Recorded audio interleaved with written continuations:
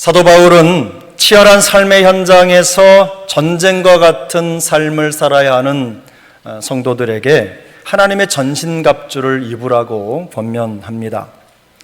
바울이 제시하는 6가지 전신갑주의 내용을 유심히 살펴보면 크게 논리적인 두 부분으로 나누어져 있습니다. 첫 번째 세 부분은 진리의 허리띠, 의의 호심경, 그리고 복음의 신발입니다. 허리띠와 호심경과 신발은 군사의 의복과 관련이 있습니다. 싸움터에서 절대로 벗지 말아야 하는 기본적인 장신구들입니다. 장구들이죠. 장신구가 아니라 의복이죠. 전투복. 근데 오늘 본문에서는 믿음의 방패와 구원의 투구, 그리고 말씀의 검을 제시합니다. 이것들은 군복을 입은 군사가 싸움에 나갈 때 취하는 무기들입니다. 옷을 입은 다음에 투구를 쓰고 검과 방패를 손에 들고 나가는 것이죠.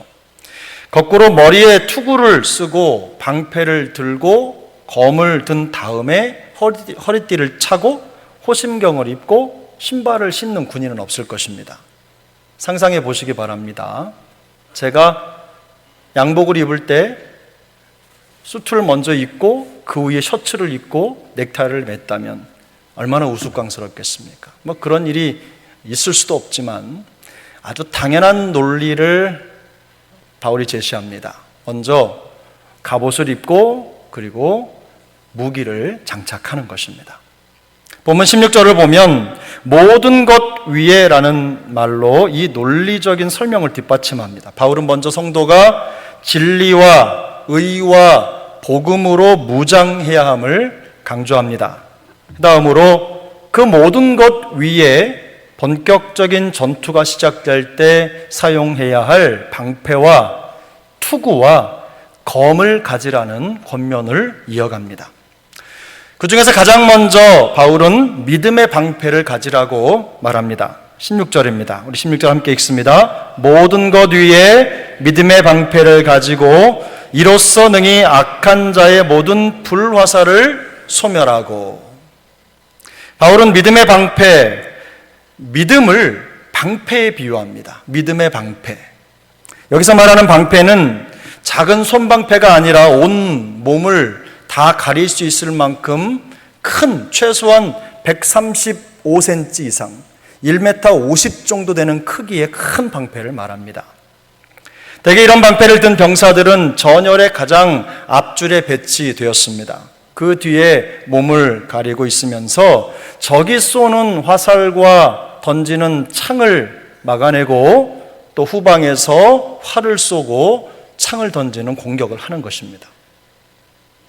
바울이 믿음의 방패를 설명하면서 이로써 능히 악한 자의 모든 불화살을 소멸하고 라고 설명을 덧붙이는 데는 이런 방패의 기능을 염두에 둔 것입니다. 그럼 여기서 말하는 믿음이란 무엇입니까? 믿음이란 무엇입니까? 믿음은 하나님을 향한 끊임없는 신뢰입니다. 믿음은 하나님과 예수 그리스도 그리고 성령에 대한 확신과 헌신입니다. 매일의 삶에 필요한 모든 공급과 도움이 되시는 하나님을 끊임없이 찾고 그분을 온전히 신뢰하는 것이 바로 믿음입니다. 히브리서 11장 6절은 이렇게 말씀합니다. 믿음이 없이는 하나님을 기쁘시게 못하나니 하나님께 나아가는 자는 반드시 그가 계신 것과 또한 그가 자기를 찾는 자들에게 상 주시는 이심을 믿어야 할지니라. 아멘. 성경은 오직 믿음으로만 하나님을 기쁘시게 할 수 있다고 말씀합니다. 또한 거기에 믿음은 하나님이 계시다는 것을 믿는 것이다. 또한 믿음은 그분을 찾는 자들에게 상 주시는 이심을 믿는 것이라고 힘주어 말합니다. 바로 이것이 기독교 믿음의 본질입니다. 하나님을 믿는 믿음이 결코 실패할 수 없는 이유는 믿음의 대상이신 하나님이 절대로 실패하지 않으시기 때문입니다. 사도 바울은 성도들에게 능히 악한 자의 모든 불화살을 소멸하는 믿음의 방패를 가지라고 말합니다. 믿음이 모든 사단의 공격을 막아내는 가장 강력한 방패라는 것입니다. 사단이 성도를 공격하는 방법은 그 수를 셀 수 없을 만큼 다양합니다. 그 중에서도 사단이 가장 즐겨 쓰는 불화살은 아마도 유혹일 것입니다. 사단은 미움, 시기, 분노, 탐심, 의심, 교만, 두려움, 절망, 불신, 이처럼 성도에게는 적절하지 않은 온갖 것들을 이용해서 성도가 거기에 빠져들도록 유혹합니다. 이런 부적절한 감정을 갖도록 유혹하는 사탄의 목적은 성도가 하나님과 복음의 능력을 의심하고 온전히 신뢰하지 못하게 하는 것입니다. 아담과 하와를 유혹한 사단의 전략은 그들이 하나님을 온전히 신뢰하지 못하게 하는 것이었습니다. 광야에서 예수님을 유혹했던 마귀의 목적도 같습니다. 궁극적으로 하나님과 그 말씀을 의심하게 하는 것입니다. 마태복음 7장 11절은 말씀합니다. 너희가 악한 자라도 좋은 것으로 자식에게 줄 줄 알거든 하물며 하늘에 계신 너희 아버지께서 구하는 자에게 좋은 것으로 주시지 않겠느냐. 빌립보서 4장 19절입니다. 나의 하나님이 그리스도 예수 안에서 영광 가운데 그 풍성한 대로 너희 모든 쓸 것을 채우시리라. 아멘. 이 귀한 말씀을 의심하게 하는 거예요. 걱정하게 하는 겁니다. 어려운 현실에 직면한 우리의 환경과 상황을 악용해서 마음을 흔들어 대고 하나님을 온전히 믿지 못하게 하는 것이 마귀의 전략입니다. 마치 어린이 동화처럼 하나님은 성경 안에만 계신 분처럼 우리를 속이는 거예요. 우리 현실과는 동떨어진 하나님인 것처럼 말하고 속삭입니다. 그래서 하나님을 의심하게 하고 그 능력을 의지하지 못하게 하는 것입니다. 그러나 잠언 30장 5절은 이렇게 말씀합니다. 하나님의 말씀은 다 순전하며 하나님은 그를 의지하는 자의 방패시니라. 할렐루야. 하나님의 말씀은 다 순전하며 하나님은 그를 의지하는 자의 방패시니라. 사단의 유혹에 넘어간 아담과 하와, 그리고 유혹을 물리친 예수님, 이 둘 사이의 차이는 다른 것이 아닙니다. 바로 하나님과 그분의 말씀에 대한 믿음의 차이입니다.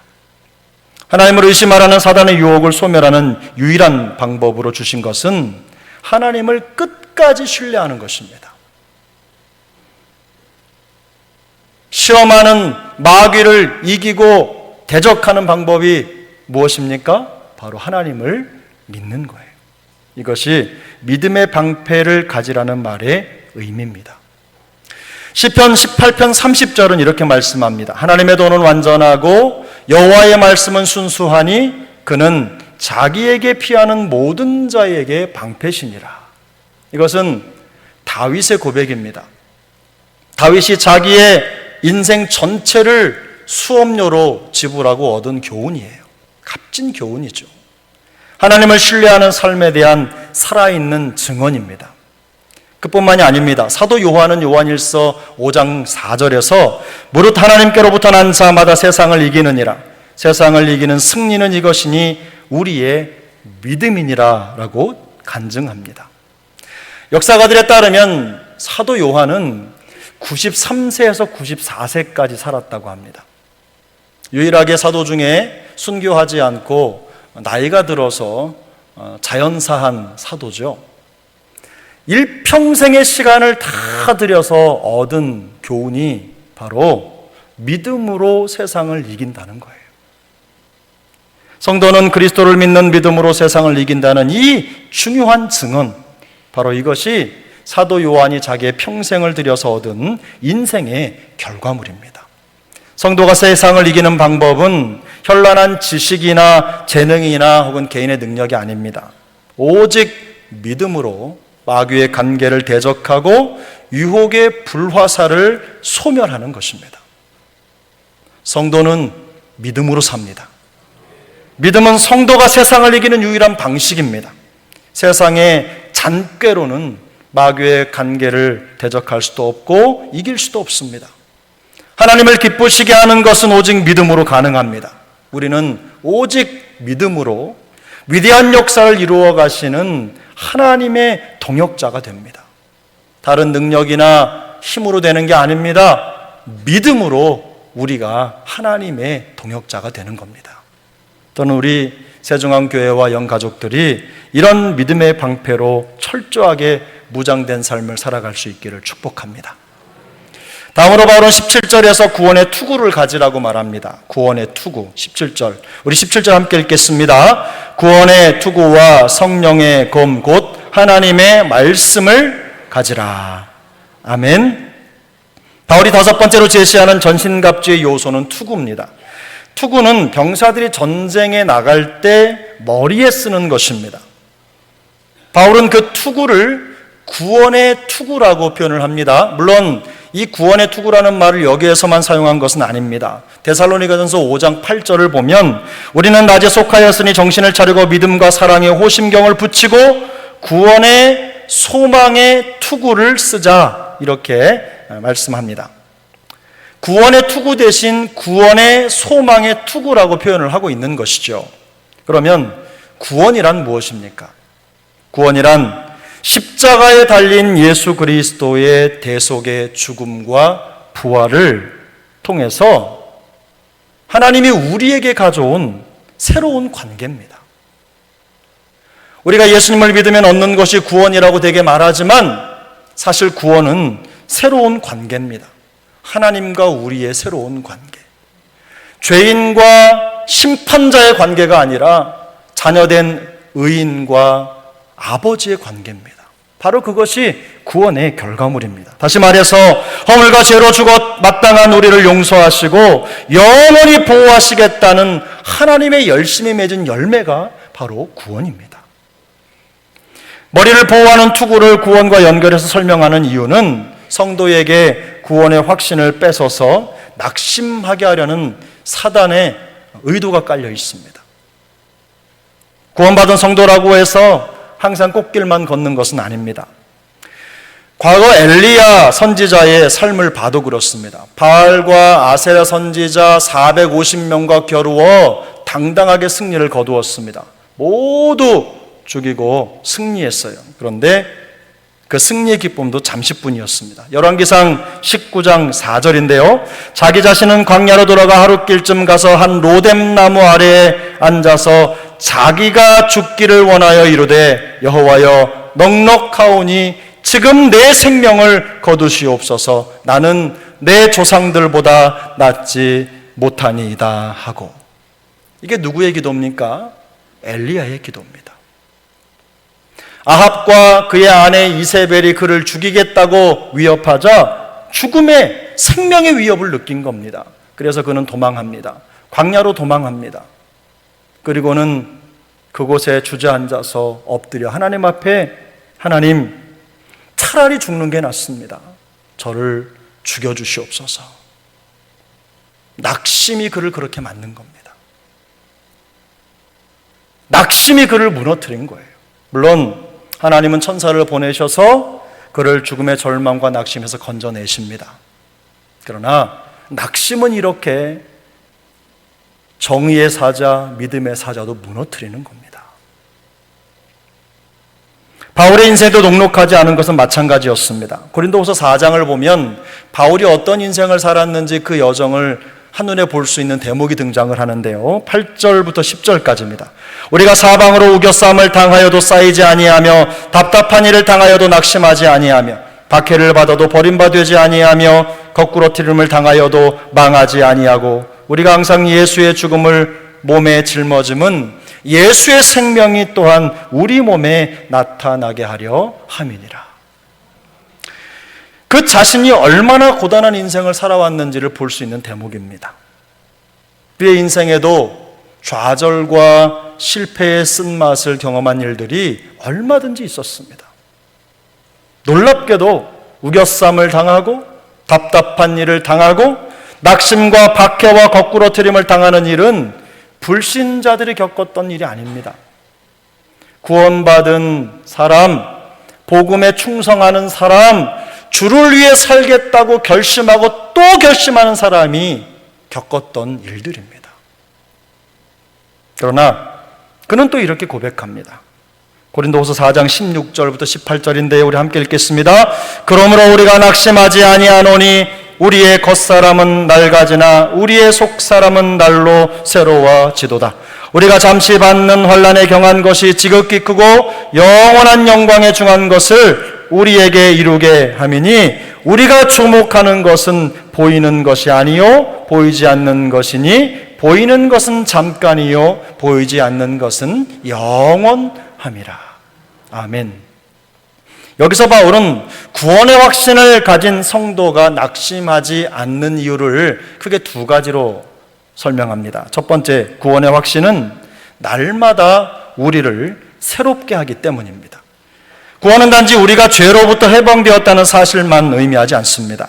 구원은 우리를 과거에 얽매인 존재가 아니라 완전히 새로운 피조물로 세워주셨다는 것을 의미합니다. 비록 겉사람은 낡아지지만 속사람은 날마다 새로워지게 하는 것이 바로 우리가 얻은 구원입니다. 우리는 이것을 성화라고 부릅니다. 구원은 우리를 죄의 지배가 아니라 하나님의 은혜의 능력 아래 살아가게 하는 것이죠. 그러므로 구원의 확신을 가진 성도는 어제의 실패 때문에 낙심하고 인생을 허송세월하지 않습니다. 죽음을 이기고 부활하신 예수 그리스도의 생명과 능력으로 다시 시작할 수 있는 힘과 용기를 매일매일 공급받기 때문입니다. 이런 능력을 날마다 공급받는 우리 모두가 되기를 소망합니다. 두 번째, 구원의 확신, 우리로 하여금 영원한 미래의 영광을 바라보게 하기 때문입니다. 우리 좀 전에 읽었지만 고린도후서 4장 17절 18절을 한 번 더 읽겠습니다. 우리가 잠시 받은 환난에 경한 것이 지극히 크고 영원한 영광에 중한 것을 우리에게 이루게 함이니 우리가 주목하는 것은 보이는 것이 아니요 보이지 않는 것이니 보이는 것은 잠깐이요 보이지 않는 것은 영원함이라. 아멘. 그는 우리가 지금 당하는 환난을 지극히 크고 영원한 영광과 비교해서 보여주고 있어요. 미래에 누리게 될 지극히 크고 영원한 영광에 비하면 지금 잠시 겪는 고난은 아무것도 아니라는 겁니다. 별거 아니라는 겁니다. 그는 잠깐 보이는 것이 아니라 영원한 것을 주목합니다. 구원의 확신이 있기 때문에 지금 보이지는 않지만 장차 얻게 될 영원한 영광을 기대하고 바라볼 수 있는 것입니다. 산에 오르는 등산가들은 말합니다. 과정은 고통스럽지만 산에 오르는 것은 그럴 만한 가치가 충분한 것이다. 올라가는 여정이 고통스럽고 힘들지만 정상에 섰을 때 그 마음속에 오는 감격과 엄청난 밀려오는 뭘까요? 그 시원함, 그 성취감, 이런 것들이 모든 것을 잊게 한다는 거예요. 많지는 않지만 저도 등산을 해보니 이 말을 이해할 수가 있습니다. 갈 때마다 후회하지 않은 적이 없어요. 내가 이러려고 등산을 하나.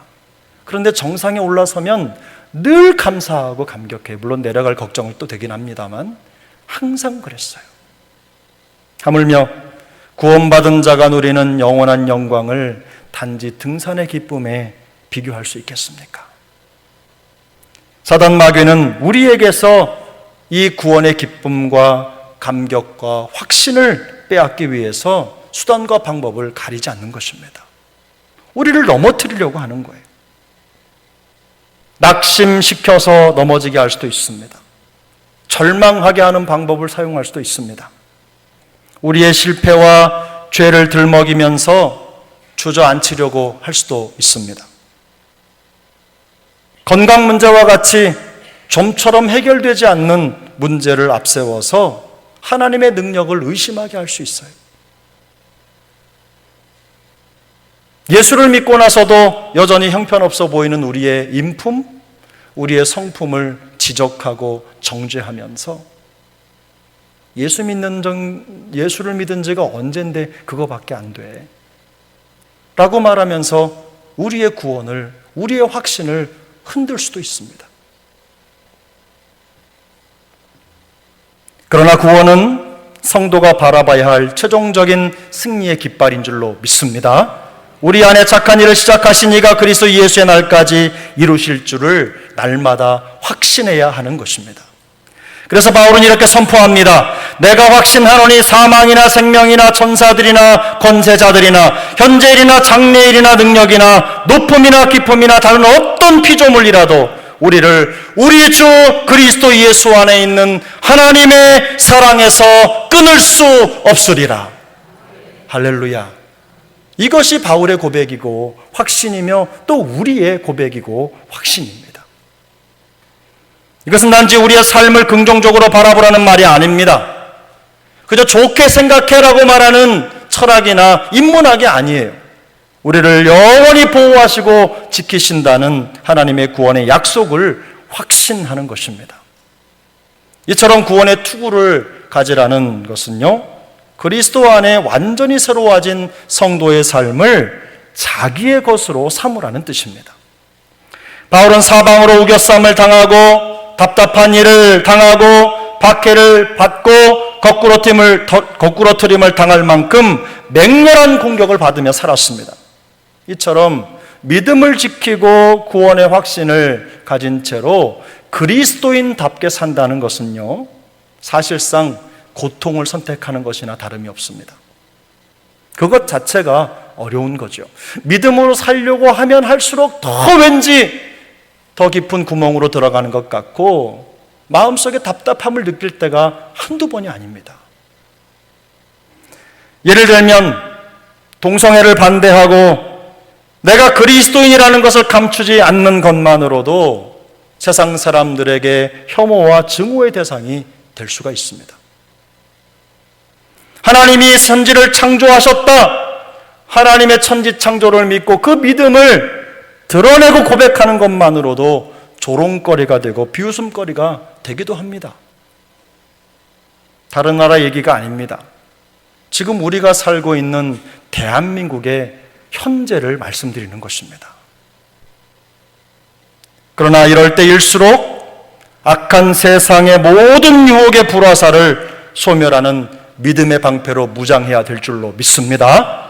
그리스도께서 십자가를 통해 이루신 구원의 확신을 가지고 우리를 낙심과 절망으로 넘어뜨리려는 사단 마귀의 공격을 깨트리고 물리칠 수 있기를 예수님의 이름으로 축복합니다.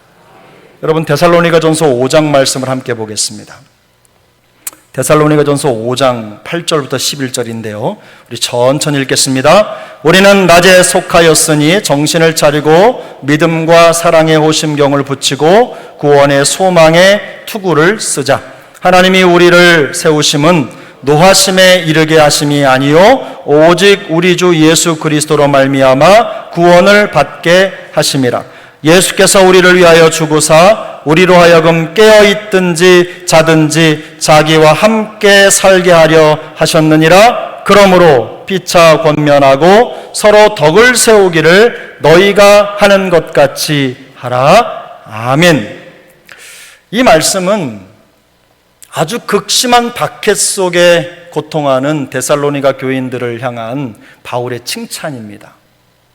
끝까지 읽어보면 그들이 고통 중에 있지만 그러나 그들이 믿음을 지키면서 선한 역사를 이루어가고 있다는 것을 바울이 듣고 마음속에 큰 기쁨이 있었어요. 그래서 쉽게 말하면 이런 말 하는 겁니다. 예수 믿는 사람들이 다 너희 같으면 좋겠다. 이 고백을 하고 있는 거예요. 그렇게 칭찬하는 겁니다. 그러나 그들은 두려움에 빠졌습니다. 낙심을 경험하기도 했습니다. 그것 때문에 살아갈 소망을 잃어버릴 위기에 처하기도 했어요. 근데 그런 성도들을 향해서 칭찬을 하는 겁니다. 그럼에도 불구하고 믿음을 지키고 구원의 확신을 가지고 살아가고 있었기 때문입니다. 참으로 많은 성도들이 삶이 고단하고 힘들어지면 가장 먼저 신앙생활에 열심을 내려놓습니다. 힘들면 힘들수록 더 열심히 하나님을 찾고 도움을 간구해야 할 텐데 오히려 반대로 생각하고 역주행을 하는 것입니다. 건강이 좀 시원치 않다 싶으면 예배하고 기도하는 시간을 줄입니다. 가장 먼저 그 일을 먼저 하는 것 같아요. 이것이 바로 사단 마귀가 바라는 것이라는 사실을 모르기 때문에 이런 결정을 내리는 것입니다. 그래서 바울은 이렇게 고백합니다. 고린도전서 15장 19절을 보면 만일 그리스도 안에서 우리가 바라는 것이 다만 이 세상의 삶뿐이면 모든 사람 가운데 우리가 더욱 불쌍한 자이리라. 무슨 말입니까? 단지 이 땅 위에서만 모든 소망이 있는 것처럼 생각하고 신앙생활을 그저 더 잘 살기 위해서 하는 사람만큼 불쌍한 사람은 없다는 말입니다. 하나님이 우리를 구원하시고 우리에게 믿음을 주신 이유가 무엇입니까? 우리로 하여금 산 소망을 가지고 썩지 않고 더럽지 않고 쇠하지 않는 영원한 하나님 나라 유업을 잊게 하려는 것인 줄로 믿습니다. 그리스도께서 다시 오실 그때에 칭찬과 영광과 존귀를 얻게 하려는 것인 줄 믿습니다. 믿음의 결국 곧 영혼의 구원을 받은 하나님 나라 백성으로 끝까지 승리하게 하려는 것인 줄 믿습니다. 저는 우리 세중앙 식구들이 이런 믿음의 능력자들이 되시기를 소망합니다. 성경이 말씀하고 있는 이 놀라운 사실을 마음속에 기억하시고 성경에 이른 대로 피차 권면하고 서로 믿음의 덕을 세우면서 행복한 믿음의 공동체, 소망 공동체를 이루어 가기를 예수님의 이름으로 축복합니다. 기도하겠습니다.